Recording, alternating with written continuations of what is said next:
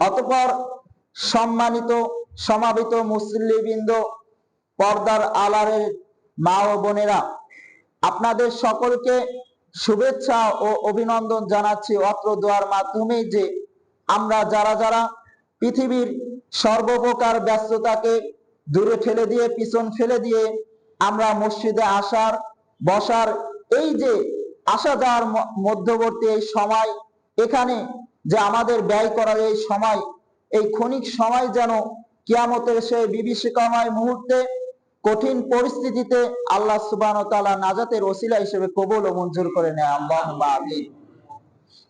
অতঃপর সম্মানিত সমাবেত মুসল্লিবৃন্দ, আপনারা অবগত আছেন আমরা দেখতে দেখতে এমন একটি মাস অতিবাহিত করছি, এমন একটি মর্যাদাবান, এমন একটি আমাদের জন্য কল্যাণকর মাস অতিবাহিত করছি, যেই মাসটি আল্লাহ সুবহানাহু ওয়া তাআলা আমাদের জন্য নিয়ামত স্বরূপ দান করেছেন। এই মাস কেন্দ্রিক, এই মাসকে সামনে রেখে আজকে আমি খুতবার যে সংক্ষিপ্ত বিষয় আপনাদের সামনে তুলে ধরার চেষ্টা করব, তা হচ্ছে লাইলাতুল কদর ও ইতিকাফ। প্রিয় উপস্থিতি, এই বিষয় দুটিতে প্রবেশ করার পূর্বে আল্লাহ সুবহানাহু ওয়া তাআলা যে আমাদেরকে এই রমাদানুল মুবারক মাস নিয়ামত হিসাবে দান করেছেন, তার কয়েকটি প্রমাণ আমি আপনাদের সামনে পেশ করি আকলি দলিল দিয়ে। প্রিয় উপস্থিতি, আল্লাহ সুবহানাহু ওয়া তাআলা আমাদেরকে সৃষ্টি করার শুরু লগ্ন থেকেই আমাদের জন্য সময় নির্ধারণ মাস ব্যাপী করেছেন, তা নির্ধারণ করেছেন 12টি মাসে। কিন্তু আমরা এমন একটি মাস অতিবাহিত করছি, এই মাসটির মর্যাদা একটু আমরা যদি আকলিভাবে গবেষণা করি তাহলে বুঝতে পারবো যে 12টি মাসের মধ্যে কোন 11টি মাসের কথা আল্লাহ সুবহানাহু ওয়া তাআলা কুরআনুল কারীমে শাব্দিকভাবে উল্লেখ করেননি। শুধুমাত্র একটি এই রমাদান মাস, যে মাসকে আল্লাহ সুবহানাহু ওয়া তাআলা শাব্দিকভাবে কুরআনুল কারীমে উল্লেখ করেছেন। যেমনটি আপনারা জানেন সূরাতুল বাকারার সেই আয়াতটির কথা, যেটা এসেছে 2 নাম্বার পারার 7 নাম্বার পৃষ্ঠার শুরুতে, আউযু বিল্লাহি মিনাশ শাইতানির রাজিম, শাহরু রমাদানাল্লাযী উনজিলা ফীহিল কুরআন ইলা আখিরি আয়া।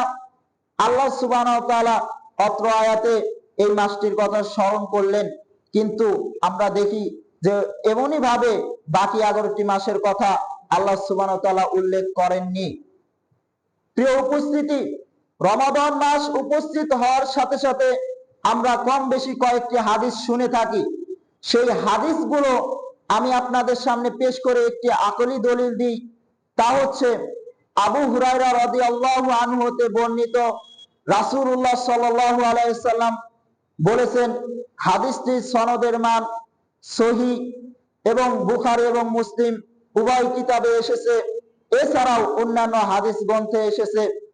ক্বালা রাসূলুল্লাহ সাল্লাল্লাহু আলাইহি সাল্লাম, ইযা দাখালা রমাদান ফুতিহাত আবওয়াবুস সামা ওয়া গুল্লিকাত আবওয়াবু জাহান্নাম ওয়া সুলসিলাতিশ শায়াতিন। রাসূলুল্লাহ সাল্লাল্লাহু আলাইহি সাল্লাম তিনি বলেছেন যে এই রমাদানুল মুবারক মাস যখন প্রবেশ করে তখন আসমানের দরজাসমূহ খুলে দেওয়া হয়, জাহান্নামের অর্থাৎ জাহান্নামের যে আমাদের শাস্তি আযাবের স্থান, সেই দরজাসমূহ বন্ধ করে দেওয়া হয় এবং আমাদেরকে কুমন্ত্রণা প্রদানকারী শয়তানকে শৃঙ্খলাবদ্ধ করা হয়। অন্যান্য বর্ণনায় আরো পাওয়া যায় যে রহমতের দরজাসমূহ খুলে দেওয়া হয় এবং আরেকটি পাওয়া যায় যে আসমানের দরজাসমূহ খুলে দেওয়া হয়। প্রিয় উপস্থিতি, এই হাদিসটি নিয়ে আমরা যদি একটু এভাবে চিন্তা করি যে, যেমন ধরুন আমাদের এই যে অত্র মসজিদ, এই অত্র মসজিদে প্রবেশের জন্য 5টি দরজা রয়েছে। 5টি দরজা রয়েছে, যে দরজাগুলো দিয়ে আমি যদি চাই তাহলে এই মসজিদে প্রবেশ করতে পারবো। এখন এই 5টি দরজার মধ্যে যদি আমি আপনাকে বলি যে 4টি দরজা আমি বন্ধ করে দিলাম, তাহলে আপনি কোন দরজা দিয়ে বা কিভাবে মসজিদে প্রবেশ করবেন? তাহলে অবশ্যই আপনাকে মসজিদে প্রবেশ করতে হলে ওই একটি দরজা দিয়ে প্রবেশ করতেই হবে। ঠিক তেমনি ভাবে আল্লাহ সুবহানাহু ওয়া তাআলা তিনি চান তিনি আমাদেরকে ভালোবাসেন, তিনি আমাদেরকে নিয়ামত যে দিয়েছেন এই রমাদান মাস, তার প্রমাণ হচ্ছে এটাই যে এই রমাদান মাস বান্দা তুমি তোমার জীবনের 11টি মাস আর তোমার কৃতকর্মে তোমার সময় বিভিন্ন ভাবে এলিয়ে বেলিয়ে কাটিয়ে দিয়েছো, কিন্তু এই রমাদান মাস আমি তোমাকে দান করছি, এই নিয়ামত তুমি একমাত্র আমার জন্য, একমাত্র তোমার সফলতার জন্যই ভোগ করতে পারবে। আর তা হচ্ছে এই রমাদান মাস যখন প্রবেশ করলো, অন্য সব কিছুর দরজা বন্ধ, জাহান্নামের দরজা বন্ধ, শয়তান যে তোমাদেরকে কুমন্ত্রণা দিবে তাকে শৃঙ্খলাবদ্ধ করা হলো, শুধুমাত্র আল্লাহ সুবহানাহু ওয়া তাআলা আমাদের জন্য খুলে দিলেন জান্নাতের দরজা, রহমতের দরজা, আসমান সমূহের দরজা। সুবহানাল্লাহ। প্রিয় উপস্থিতি, এই রমাদান মাস একজন মুমিনের জন্য প্যাকেজ শুরু। কেমন প্যাকেজ? যেমন আমরা বিভিন্ন সিমের অফার কিনি যে এত টাকার যদি আমরা রিচার্জ করি তাহলে আমরা 100 মিনিট পাবো, 15 জিবি এমবি পাবো, কিছু SMS পাবো, আবার কিছু আরো বিভিন্ন আনুষঙ্গিক কিছু অফার দিয়ে থাকে। আল্লাহ সুবহানাহু ওয়া তাআলা এর চাইতেও অধিক আমাদেরকে ভালোবাসেন, অধিক আমাদেরকে পছন্দ করেন, অধিক তিনি চান আমাদের কল্যাণ, যার কারণে আল্লাহ সুবহানাহু ওয়া তাআলা প্যাকেজ স্বরূপ আমাদেরকে রমাদান মাস দিয়েছেন। যে এই রমাদান মাস, এই মাসে কোরআন নাজিল, এই মাসে রাসূল সাল্লাল্লাহু আলাইহি সাল্লামকে কাছে জিবরাইল বারবার আসতেন, এই মাসে লাইলাতুল কদর, এই মাসে এই মাসে ইতিকাফ, সব বিভিন্ন ইবাদতের একটি প্যাকেজ মিলে এই রমাদান মাসকে দেয়া হয়েছে। প্রিয় উপস্থিতি, এছাড়াও আপনারা কম বেশি বিগত কয়েক সপ্তাহ যাবত শুনে আসছেন রমাদান মাসের ফজিলত, রমাদান মাসের মর্যাদা, গুরুত্ব সম্পর্কে হাদিস। তাই এই বিষয়ে আমি আর রমাদান মাস সম্পর্কে সেই দিকে আলোকপাত না করে শুধুমাত্র সর্বশেষ একটি হাদিস আমি আপনাদেরকে বলি। তা হচ্ছে হাদিসটি এসেছে সহিহ মুসলিমের, হাদিসটি বর্ণনাকারী আবু সাঈদ খুদরি রাদিয়াল্লাহু আনহু তিনি বর্ণনা করছেন যে রাসূলুল্লাহ সাল্লাল্লাহু আলাইহি সাল্লাম তিনি বলেছেন যে কোনো ব্যক্তি যদি মাত্র একদিন, সে হাদিসে উল্লেখ করা হয়েছে নফল সিয়ামের কথা, নফল সিয়ামের ফজিলত, ফরজ সিয়ামের ব্যাপারে আমি পরে আসছি, নফল সিয়ামের এই ফজিলত সম্পর্কে হাদিসটা আগে বলি।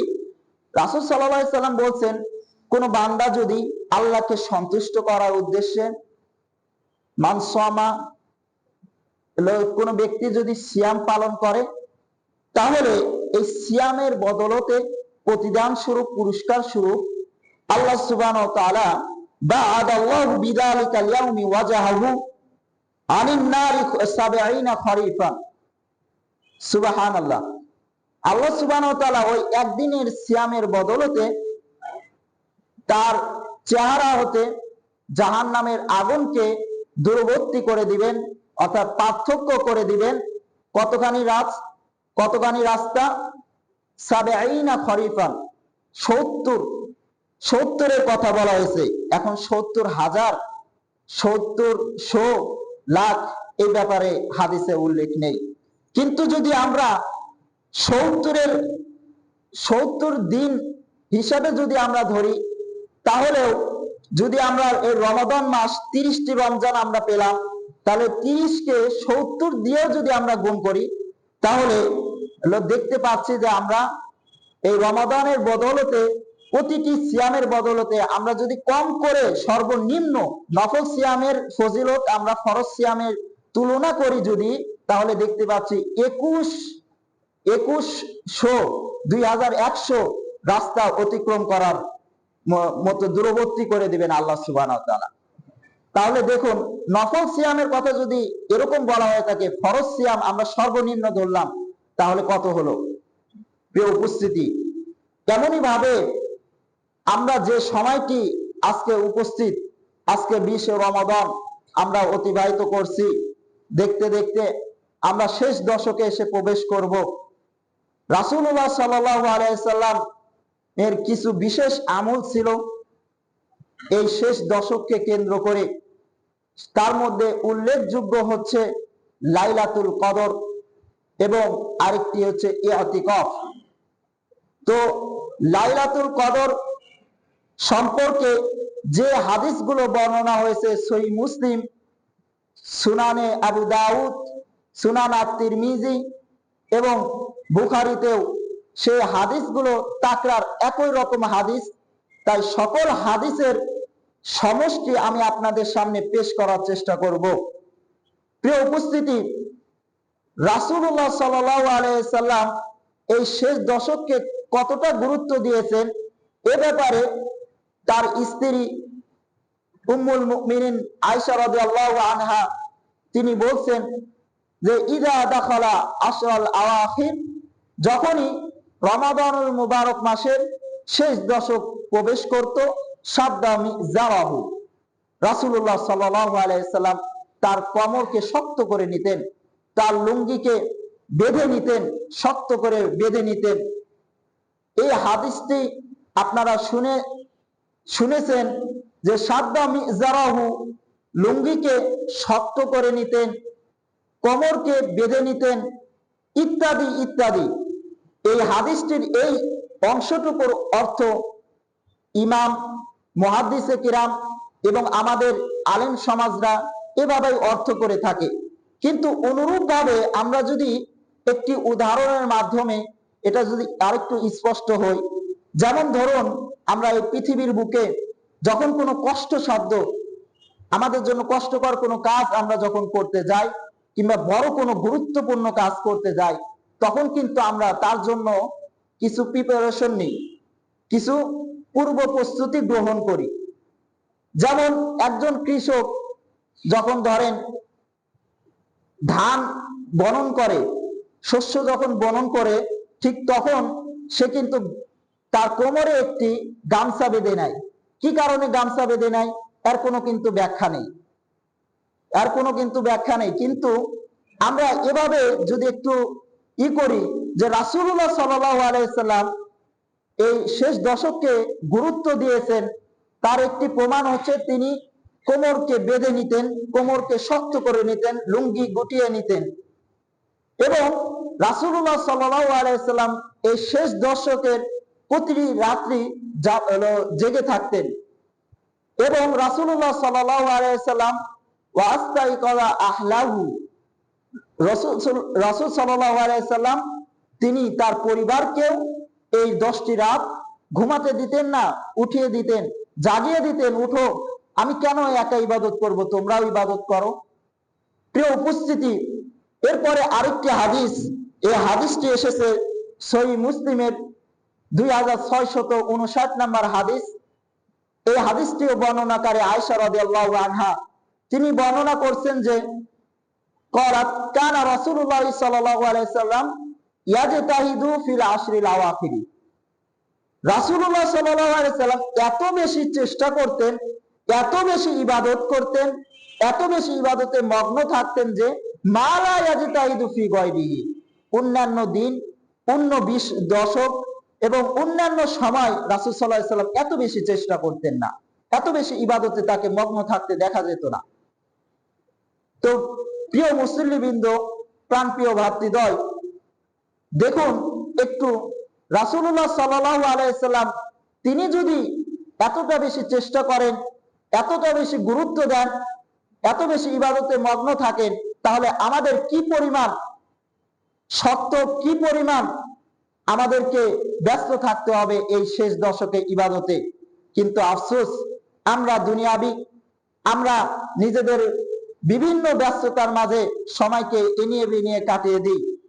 11টি মাস যেভাবে কাটাই, রমাদানের প্রথম 10 দশক, প্রথম দশক যেভাবে কাটাই, দ্বিতীয় দশক যেভাবে কাটাই, আমাদের দেখা যায় শেষ দশকও তার চাইতে আরো বেশি অবহেলায় কেটে যায়।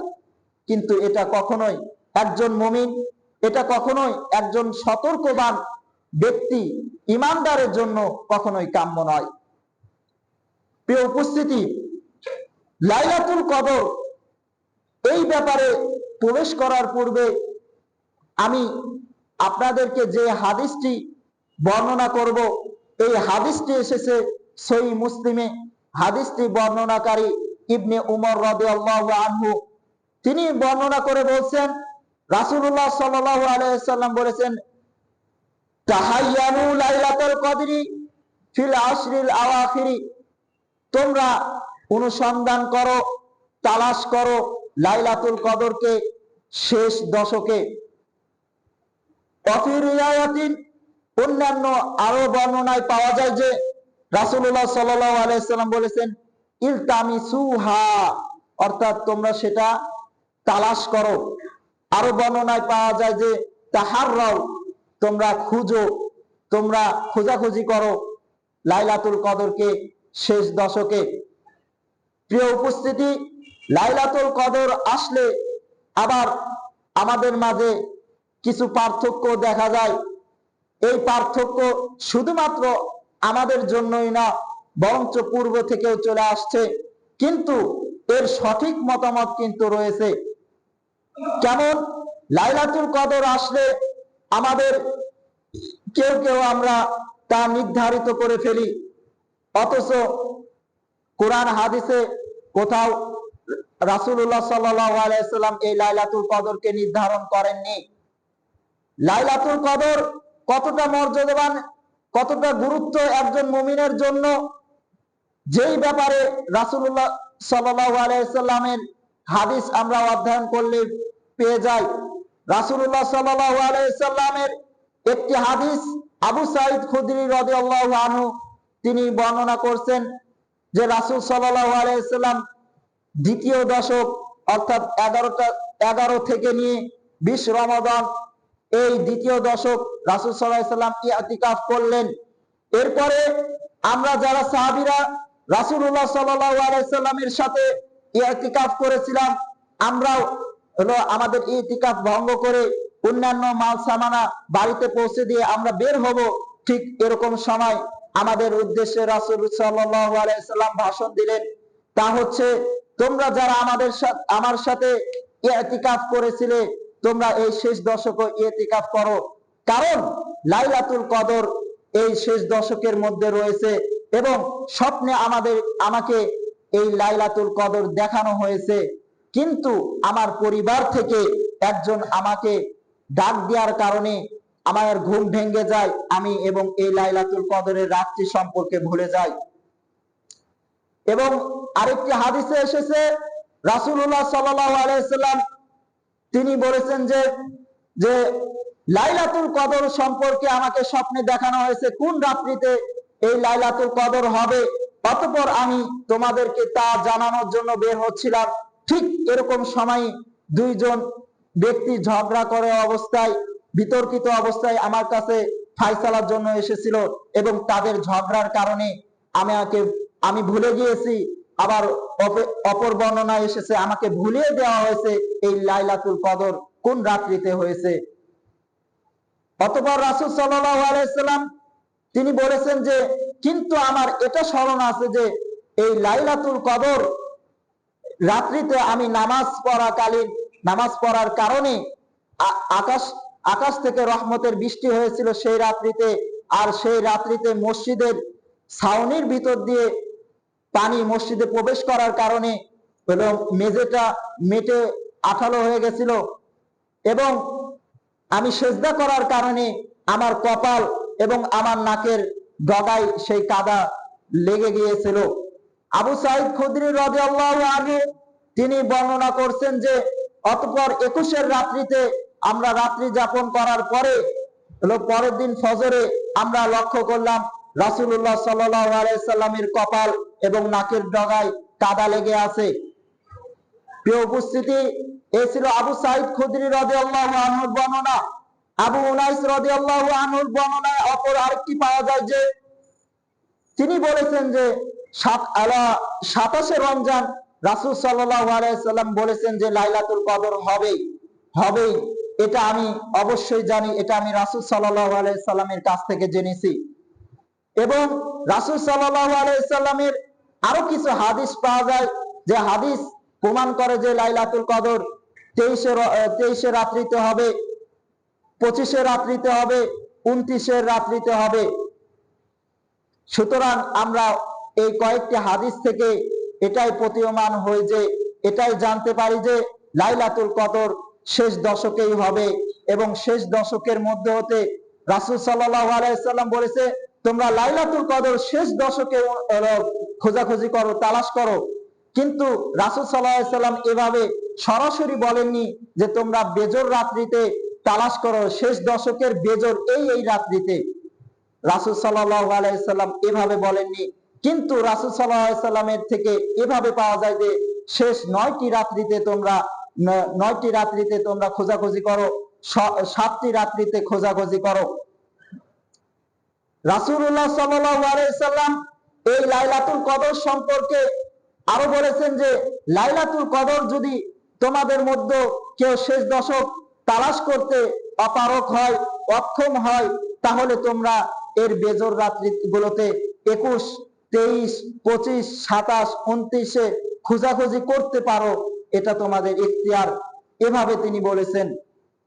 প্রিয় উপস্থিতি, লাইলাতুল কদর চেনার জন্য বা আজকের রাত্রিতে লাইলাতুল কদর হয়েছে এরকম কিছু প্রমাণ বা আলামত সম্পর্কে রাসূল সাল্লাল্লাহু আলাইহি সাল্লামের হাদিস আমাদেরকে প্রমাণ করে। রাসূলুল্লাহ সাল্লাল্লাহু আলাইহি সাল্লাম এর কিছু নমুনা প্রমাণ দিয়ে গেছেন, যা সাহাবীরা বর্ণনা করেছেন। তার মধ্যে থেকে 7টি আলামাতুল লাইলাতুল কদর আমি আপনাদের সামনে পেশ করছি। আলামাতুল লাইলাতুল কদরের প্রথম যে আলামত, তা হচ্ছে সেই রাত্রিটি হবে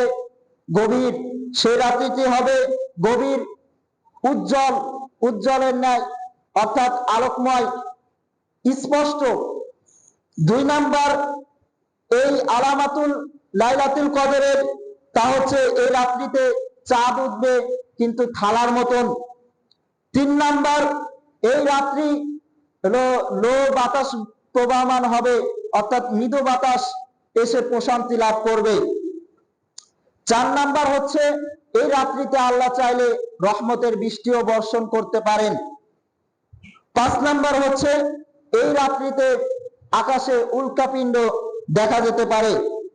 6 নাম্বার হচ্ছে পরের দিন সকালবেলা যখন সূর্য উঠবে, সেই সূর্যের তাপটা হবে মিষ্টি, অর্থাৎ সূর্য উঠবে ঠিকই, কিন্তু তার যে কঠিন উত্তাপ সেটা থাকবে না। এই ছিল আলামাতুল লাইলাতুল কদর, অর্থাৎ রাসূল সাল্লাল্লাহু আলাইহি সাল্লাম লাইলাতুল কদরের রাত্রি সম্পর্কে যে আলামত চিহ্নগুলো বলে দিয়েছেন সেগুলো।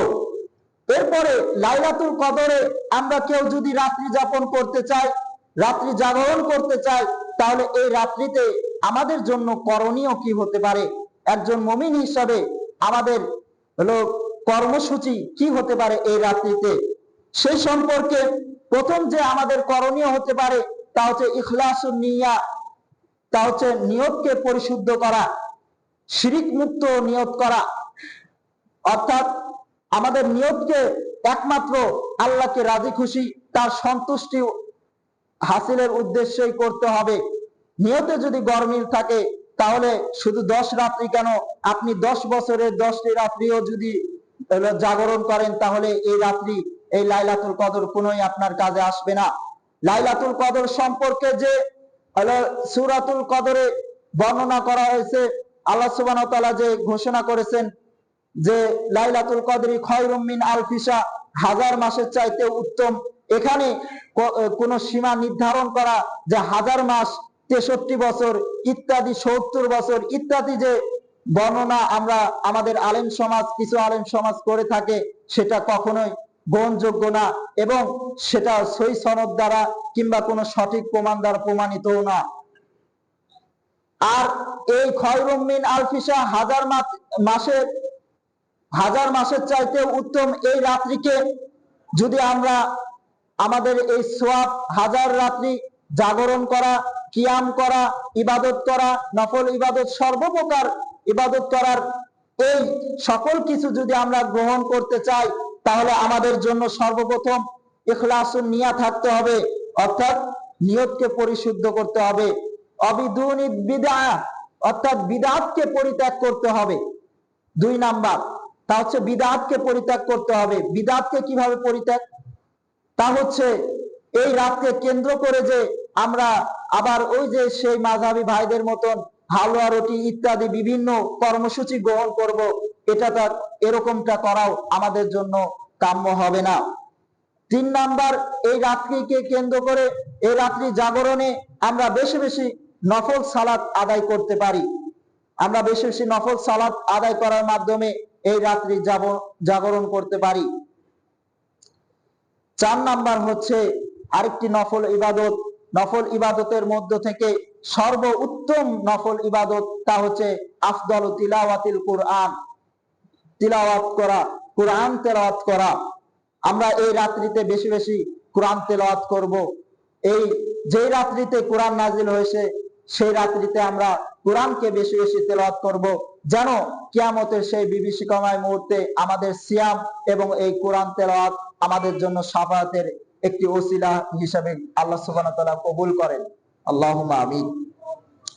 5 নাম্বার, এই রাত্রিতে রাসূল সাল্লাল্লাহু আলাইহি সাল্লামের শিখানো সেই দোয়াটি আমরা বেশি বেশি পাঠ করতে পারি। আয়েশা রাদিয়াল্লাহু আনহা তিনি রাসূল সাল্লাল্লাহু আলাইহি সাল্লামকে জিজ্ঞাসা করলেন, ইয়া রাসূলুল্লাহ, আমি যদি এই লাইলাতুল কদর তালাশ করি এবং সেই রাত্রিগুলো জাগরণ করি, তাহলে আমি কোন দোয়াটি বেশি বেশি পাঠ করব? তখন রাসূল সাল্লাল্লাহু আলাইহি সাল্লাম শিখিয়ে দিলেন, আল্লাহুম্মা ইন্নাকা আফুবুন তুহিব্বুল আফওয়া ফাআফু আন্নি। তুমি এই দোয়াটি বেশি বেশি পাঠ করতে পারো।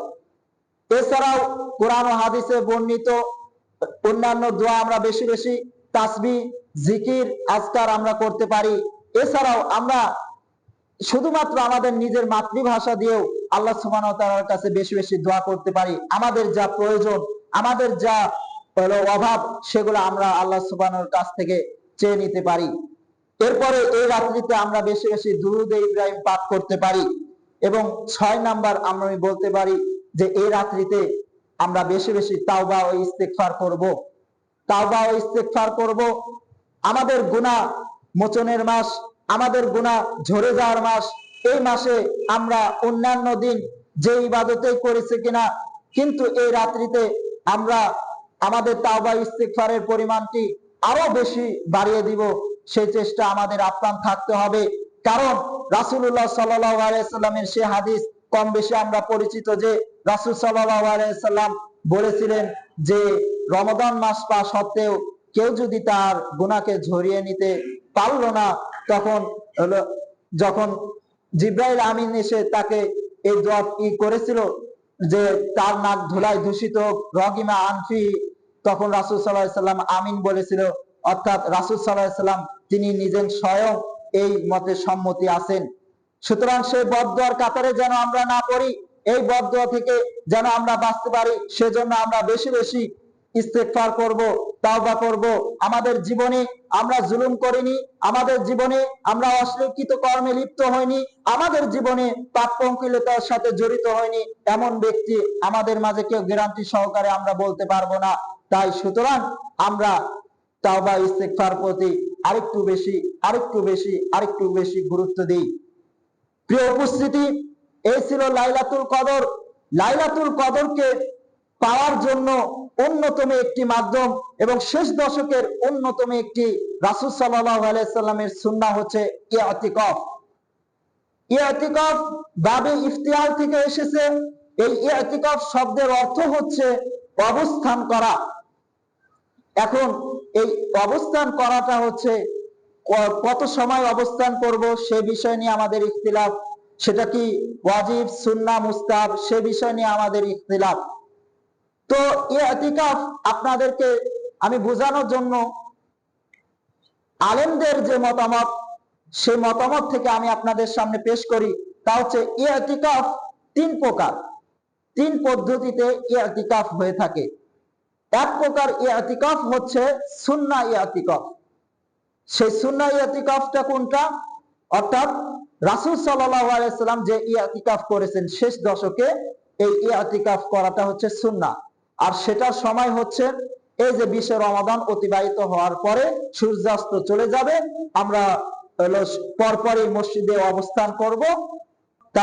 তাদের মতামত যেমন ইবনে নববী, ইমাম ইবনে নববী রাহিমাহুল্লাহ, ইমাম ইবনে আবু হানিফা, ইমাম শাফি রাহিমাহুল্লাহ, তারপর আহমদ ইবনে হাম্বল রাহিমাহুল্লাহ, ইবনে হাজম, ইবনে আবি শাইবা সহ অন্যান্য আরো অনেক তাবি থেকেও এ ব্যাপারে মতামত পাওয়া যায় যে উত্তম সময় হবে ইতিকাফ যদি কেউ করতে চায় তার জন্য উত্তম সময় হবে 20 রমাদানের সূর্যাস্ত যাওয়ার পর পরেই।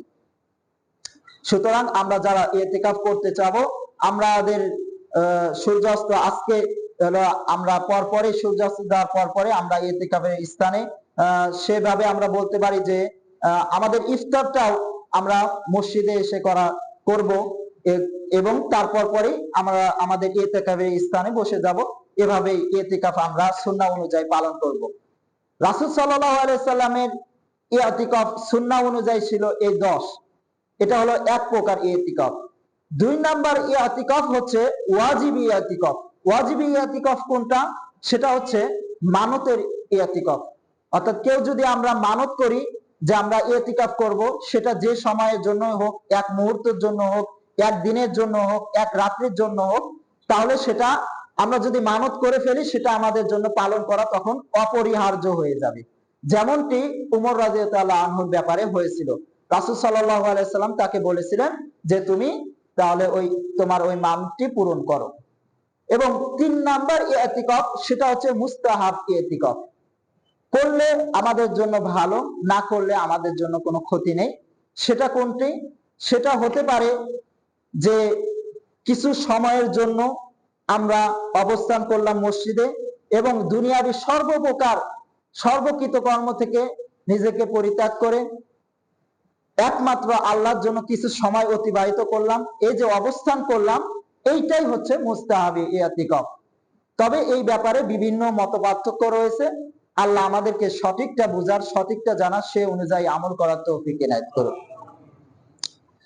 প্রিয় উপস্থিতি, এরপরে কয়েকটি বর্জনীয় কাজ যেগুলো একজন ইতিকাফকারী ব্যক্তির জন্য করণীয় এবং বর্জনীয় কাজ, সেগুলো পেশ করব। তা হচ্ছে এই হাদিসটি আপনারা পাবেন সুনানে আবু দাউদে 2473 নাম্বার হাদিস। আয়েশা রাদিয়াল্লাহু আনহা তিনি তার মতামত দিচ্ছেন যে ইতিকাফের সুন্নাহ পদ্ধতি হচ্ছে ইতিকাফকারী ব্যক্তিকে ইখলাসুন নিয়া থাকতে হবে, যেমনই ভাবে আবার সিয়াম পালনকারী ব্যক্তি হতে হবে। এই সুন্নাহ ইতিকাফ কেউ যদি পালন করতে চায় তাহলে তার জন্য অপরিহার্য হয়ে যাবে যে সুন্নাহ অনুযায়ী পদ্ধতি সে যদি ইতিকাফ পালন করতে চায় তার জন্য যে সে সিয়াম পালনকারী ব্যক্তি হতে হবে। 2 নাম্বার হচ্ছে জামে মসজিদেই ইতিকাফ করতে হবে। 3 নাম্বার হচ্ছে কোনো অপ্রয়োজনীয় কাজে বাহিরে বের হতে পারবে না। প্রয়োজন, যেটা প্রাকৃতিক কোনো প্রয়োজন হোক, সে প্রয়োজনে বের হয়ে আবার প্রয়োজন শেষ সাথে সাথে চলে আসতে হবে। তারপরে স্ত্রীকে স্পর্শ করা যাবে না। এটা কি? এটা উত্তেজনা বশত স্ত্রীকে স্পর্শ করা যাবে না। কিন্তু রাসূল সাল্লাল্লাহু আলাইহি সাল্লামের হাদিস থেকে পাওয়া যায় যে আয়েশা রাদিয়াল্লাহু আনহা তিনি বর্ণনা করেছেন যে রাসূলুল্লাহ সাল্লাল্লাহু আলাইহি সাল্লাম ইতিকাফ অবস্থাতেও তিনি তার মাথাকে আমার দিকে বাড়িয়ে দিতেন এবং আমি তার মাথায় পানি ঢেলে দিতাম। অপর হাদিসে এসেছে আমি তার মাথা আছড়িয়ে দিতাম। অর্থাৎ এই যে এই স্পর্শ এটা করা জায়েজ রয়েছে, কিন্তু অন্য যে আমাদের উত্তেজনা স্পর্শ এগুলো করা যাবে না। এরপরে আরেকটি বর্জনীয় কাজ হচ্ছে তা হচ্ছে ইতিকাফ অবস্থায় সহবাস করা যাবে না। এবং ইতিকাফ এর আরেকটি লক্ষণীয় বিষয় হচ্ছে মহিলাদের জন্য, তা হচ্ছে মহিলারা কেউ যদি ইতিকাফ করতে চায় তাহলে এই ব্যাপারে তাকে ইতিকাফ করার পূর্বে তার স্বামীর কাছ থেকে অনুমতি নিতে হবে। কেননা রাসূলুল্লাহ সাল্লাল্লাহু আলাইহি সাল্লামের কাছ থেকে তার স্ত্রীগণ আয়েশা রাদিয়াল্লাহু আনহা ইতিকাফ করার ব্যাপারে অনুমতি নিয়েছিলেন। তো সর্বোপরি আমরা আজকের খুতবা থেকে যে বিষয়টি জানতে পারলাম যে আমাদের মুমিন জীবনে, আমাদের এই পৃথিবীর জীবনে সর্বোত্তম সময় আমরা সামনে পেতে যাচ্ছি। এই সময়কে আমাদেরকে কাজে লাগিয়ে আমাদের জীবনে সফল কাম হতে হবে। আমাদের জীবনে হলো সমস্ত প্রকার গুনাহ খাতা ক্ষমা ও মঞ্জুর করে নিতে হবে আল্লাহ সুবহানাহু ওয়া তাআলার কাছ থেকে। আল্লাহ আমাদেরকে সে তৌফিক ইনায়াত করুন, আমিন।